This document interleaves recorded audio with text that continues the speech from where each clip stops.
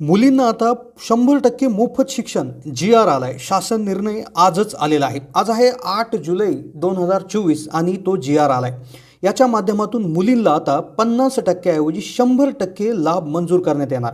ज्यामध्ये मुलींची जी कॉलेजची फी असेल त्याचबरोबर परीक्षेसाठी लागणारी फी देखील याच्यामध्ये समाविष्ट करण्यात आलेली आहे. 100% आता मुलींचं शिक्षण हे मोफत होणार आहे. उच्च तंत्र शिक्षण विभाग शासन निर्णय जे आहे इथं तुम्ही पाहू शकता. तर यानुसार हा दिनांक 8 जुलै 2024ला हा निर्णय निर्गमित करण्यात आलेला आहे. संदर्भ यामध्ये कोणते कोणते शिक्षण कोणते कोणते कोर्सेस त्या ठिकाणी आहेत अंतर्भूत करण्यात आलेले आहेत, कोणत्या प्रवर्गातील मुलींसाठी हा निर्णय त्या ठिकाणी काढण्यात आलेला आहे, कसा लाभ असणार आहे, डिटेल माहिती आपण घेऊयात.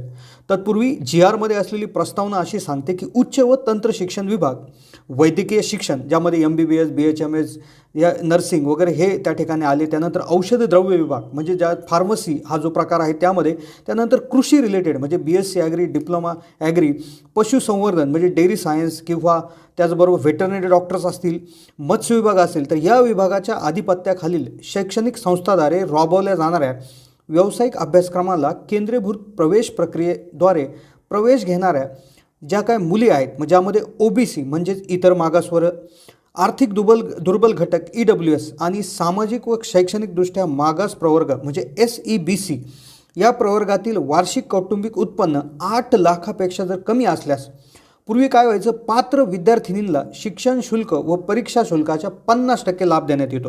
म्हणजे यापूर्वी हा जी.आर. येण्यापूर्वी 50% OBC, EWS आणि SEBC प्रवर्गातील मुलींना त्या ठिकाणी हा लाभ मिळतच होता.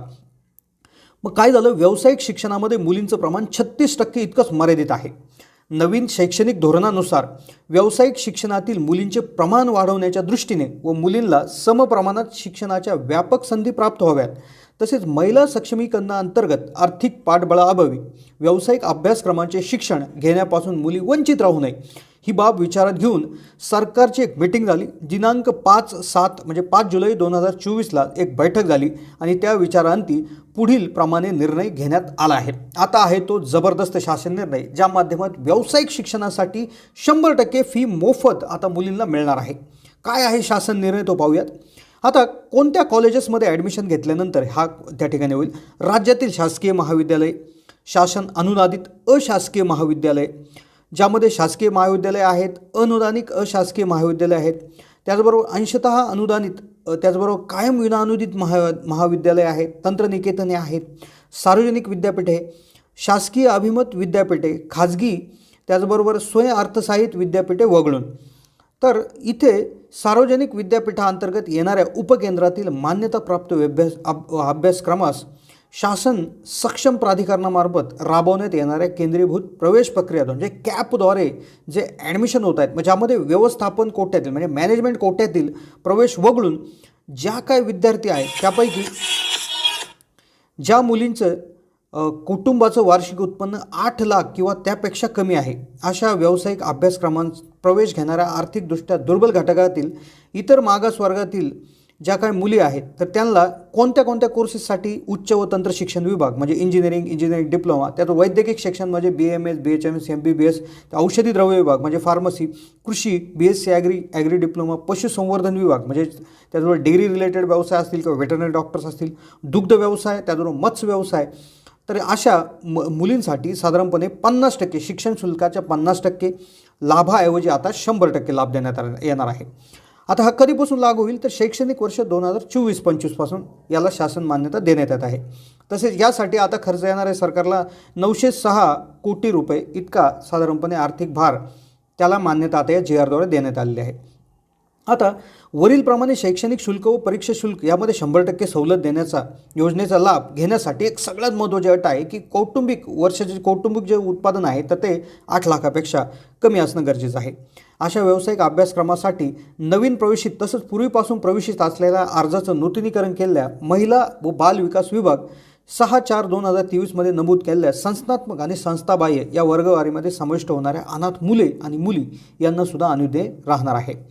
सर्व प्रशासकीय विभागाकडून आर्थिक तरतुदी सुधारित करून सदर योजनेचा निधी हा संबंधित प्रशासकीय विभागाच्या लेखाशीर्षांतर्गत अर्थसंकल्पित करण्यात यावा. तसेच शिक्षण शुल्क व परीक्षा शुल्क लाभाच्या अंमलबजावणीकरता सर्व संबंधित प्रशासकीय विभागांनी आवश्यकतेनुसार स्वतंत्र आदेश निर्गमित करावे. फार महत्त्वाची आहे.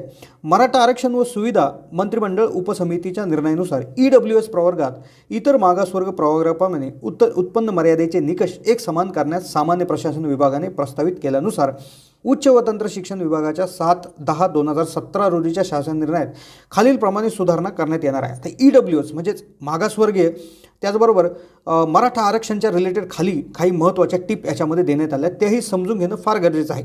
आता इथे दिलं आहे EWS आरक्षण प्रवेश घेतलेल्या विद्यार्थ्यांसाठी राजर्षी छत्रपती शाहू महाराज शिक्षण शुल्क शिष्यवृत्ती योजनेअंतर्गत लाभ अनुज्ञेय करताना EWS प्रमाणपत्राऐवजी आई व वडील दोन्ही पालकांचं एकत्रित उत्पन्नावर आधारित सक्षम प्राधिकारी यांनी दिलेले प्रमाणपत्र अनुज्ञेय राहणार आहे. पूर्वी वडिलाचं उत्पन्नाचं जे काय प्रूफ लागायचं, आता आई आणि वडील यांचं दोघांचं एकत्रित. तथापि जे विद्यार्थी नोकरीत असतील तर त्यांच्या आई वडील यांच्या उत्पन्नासोबत विद्यार्थ्याचं उत्पन्न देखील उत्पन्न प्रमाणपत्रासाठी विचारात घेण्यात आलं. इथे ही गोष्ट लक्षात घेण्यासाठी जे EWS आरक्षणातून ज्यांनी प्रवेश घेतलेला आहे त्यांच्यासाठी आई आणि वडिलाचं एकत्रित उत्पन्न, तसंच जर ते विद्यार्थी जॉब करत असतील तर त्यांचं उत्पन्न एकत्रित करून 8 लाखापेक्षा कमी जर भरलं तर 100% सूट फीमध्ये देण्यात येईल. त्यानंतर EWS आरक्षणातून शैक्षणिक प्रवेश घेतलेल्या विद्यार्थ्यास राजर्षी छत्रपती शाहू महाराज शिक्षण शुल्क शिष्यवृत्ती योजनेचा लाभ प्रथम वर्षाकरिता मिळाल्यानंतर ही सवलत त्याचा अभ्यासक्रम पूर्ण होईपर्यंत अनुज्ञेय राहील. शेवटपर्यंत ही ते असणार आहे. अशा विद्यार्थ्यांना दुसऱ्या वर्षापासून दरवर्षी उत्पन्न प्रमाणपत्र सादर करण्याची आवश्यकता आहे. यामध्ये खूप महत्त्वाची गोष्ट अशी आहे की एकदा उत्पन्नाचा दाखला किंवा उत्पन्नाचं प्रूफ सादर केलं तर दरवर्षी ते करण्याची गरज नाही.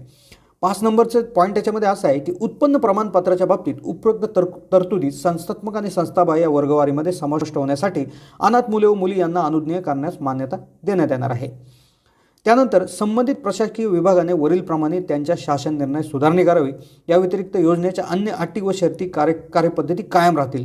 सदर शासन निर्णय हा 5 जुलै 2024 रोजी मंत्रिमंडळाच्या बैठक दिलेल्या मान्यतेनुसार निर्गमित करण्यात आला आहे. महाराष्ट्राचे राज्यपाल यांनी देखील त्या ठिकाणी उपसचिवाचे साईन आहे. तर अशा पद्धतीनं हा बहुचर्चित बहुप्रतीक्षित असा हा GR शासन निर्णय त्या ठिकाणी आलेला आहे, ज्याच्या माध्यमातून आता मुलींना शिक्षण शुल्क व परीक्षा शुल्काचा 100% लाभ मंजूर होणार आहे.